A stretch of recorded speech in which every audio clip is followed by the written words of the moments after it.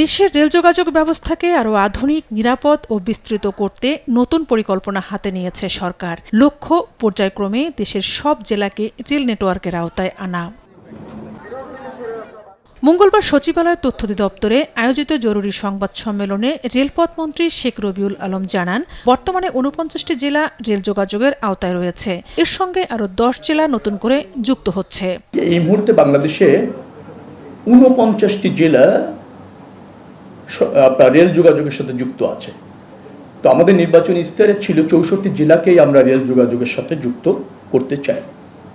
সেই লক্ষ্যে নতুন আরও 10টি জেলাকে কিভাবে রেল সংযোগ বা রেল যোগাযোগ বা রেল সেবা নিশ্চিত করা যায় সে ব্যাপারে রেল লাইন এবং তার সার্ভিস প্রসারিত করবার জন্য প্রকল্প গ্রহণের তাগাদা এসেছে। মন্ত্রী বলেন, নির্বাচনী ইশতেহারের অঙ্গীকার বাস্তবায়নে রেলওয়ের সক্ষমতা বৃদ্ধি, আন্তঃজেলা এবং আন্তঃদেশীয় রেল সংযোগ সম্প্রসারণ, যাত্রী ও পণ্য পরিবহন আরও কার্যকর করতে বিভিন্ন উদ্যোগ নেওয়া হয়েছে।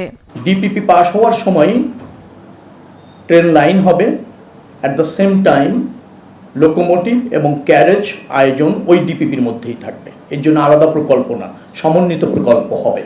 নতুন রেল লাইন নির্মাণের পাশাপাশি আধুনিক ক্যারেজ ও লোকোমোটিভ সংগ্রহের পরিকল্পনার কথাও জানান তিনি। একই সঙ্গে রাজধানী ঢাকার আশেপাশের জেলাগুলোর সঙ্গে যোগাযোগ সহজ করতে কমিউটার ট্রেন চালুর উদ্যোগ নেওয়ার কথাও জানান মন্ত্রী।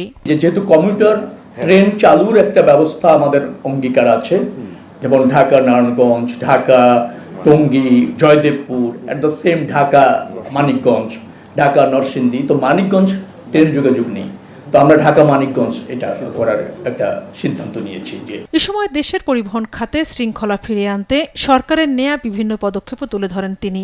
বলেন, নিরাপদ ও সুশৃঙ্খল পরিবহন ব্যবস্থা গড়ে তুলতে সংশ্লিষ্ট সকল সংস্থা সমন্বিতভাবে কাজ করছে। ধন্যবাদ সবাইকে। ঝর্ণা রায়, দেশ টিভি, ঢাকা।